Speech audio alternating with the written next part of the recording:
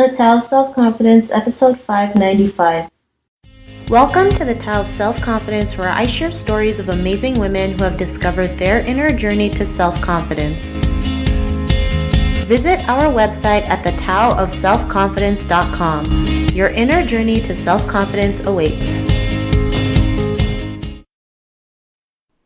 Well, hello friend. Welcome to the Tao of Self-Confidence, where I share stories of amazing women who have discovered their inner journey to self-confidence. I'm your host today, Sheena Yap-Chan, and today I have a phenomenal lady on the show today. She is a marketer, a novelist, and also a playwright, and I'm really excited to have her on and share her story with us today on self-confidence. So without further ado, I'm going to introduce you to Aisha Tritle. Aisha, how are you today? Maybe you can fill in a little bit more about yourself to our listeners. Yeah, I'm doing well. Thank you so much for having me on. So I'm originally from Scottsdale, Arizona, and now I live in Los Angeles. Currently, I do marketing for a few companies, and I write as well. So I have 2 plays and 2 books published with several writing projects in the pipeline. I also am working on a film project that I hope to turn into a feature, as well as writing music. Awesome. Well, thanks for sharing that. And Aisha, what's your cultural background? So my mother is from a little town called Semukawa in Japan, and my dad is from a farm family in Spirit Lake, Iowa. Thanks for sharing that. And what would be your favorite self-confidence quote? It's always remember that you are braver than you believe, stronger than you seem, and smarter than you think. And it's said by Christopher Robin to Winnie the Pooh. Thanks for sharing that great quote. And it's so true. We are more capable and stronger than we realize. And once we do, we can do anything. So thanks for sharing that great quote. And in your own words, how do you define self-confidence? I would say it's when you believe that you're capable of whatever you put your mind to. Confidence in your own abilities and judgment with the ability to tune out discouragement from others. Thanks for sharing that great definition. And Aisha, what was your life like before your discovery of self-confidence?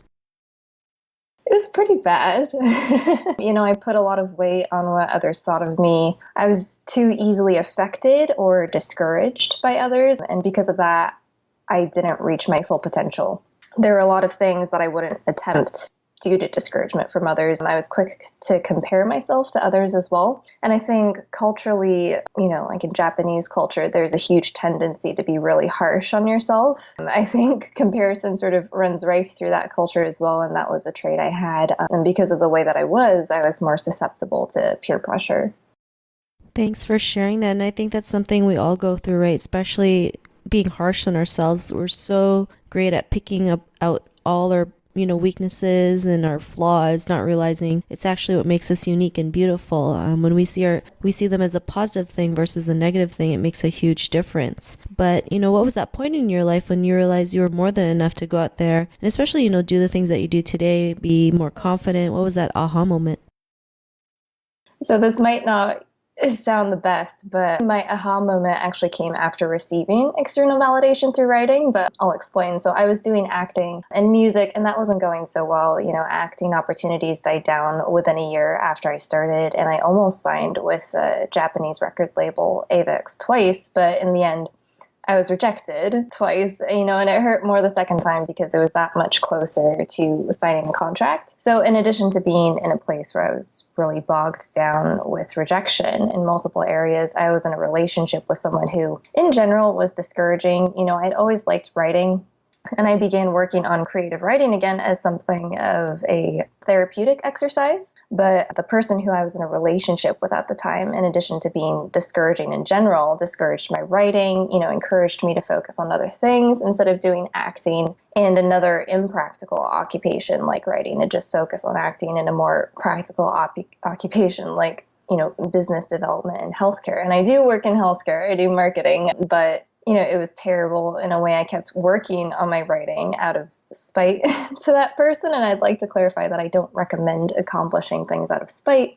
But I also think if you have, negative energy like that and you need an outlet for it, then it's best to roll that into being productive. So after my first play was published, I realized that it's so important to believe in yourself and not let others discourage you from working on what you really love, because you know yourself the best, and that means you know what you should be working on, and you're often more capable than you think. And if others are discouraging you, then it's often indicative of their own lack of confidence. So if I had taken that guy's advice, then I would be miserable.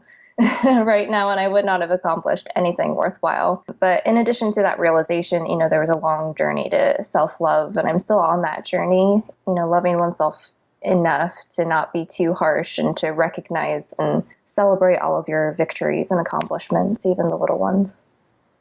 Thanks for sharing that. It's amazing how, sometimes one person can make us decide what we want to do or affect our decisions. I mean, I've mentioned this before when I used to work at a job, I wanted to actually change jobs because I thought, maybe I'll do something different, go after a job that made more money. And I had a coworker that told me, why would you do that? You get paid more than enough as a woman. At that time, I believed him. And it's crazy, right? How much one person can influence us, not realizing like that wasn't the truth. It was actually just someone's opinion and someone's perspective. And like you mentioned, it's from their own lack of self-confidence, they project it out into others.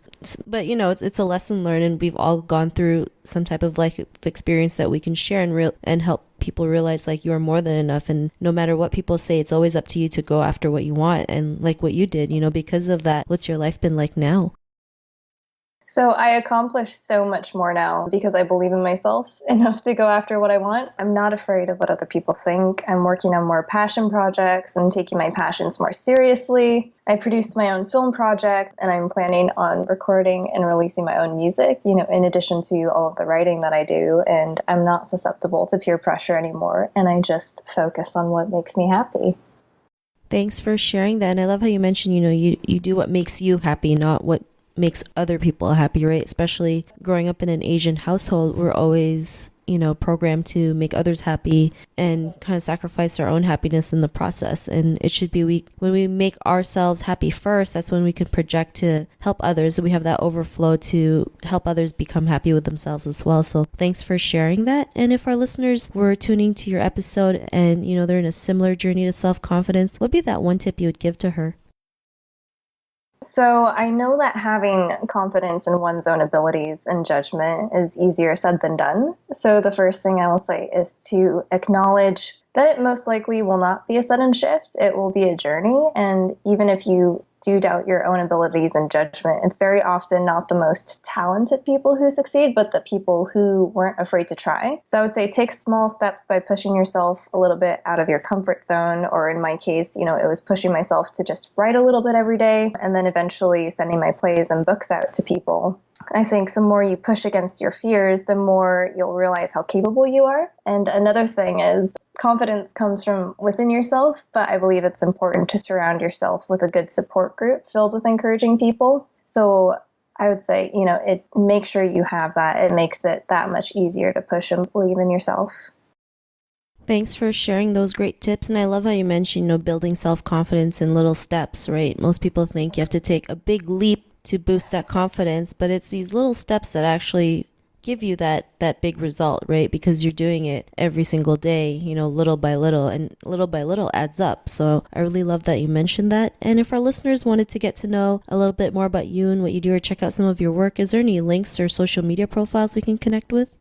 Sure. So I'm most active on Instagram, and that's Aisha Rebecca, AISHAREBEKAH. I'm on Facebook as Aisha Rebecca as well. You can follow my Facebook page. I'm on Twitter as Aisha Tritle, so that's Aisha Tritle. You can also find and follow me on Goodreads, and you can follow my writing on there.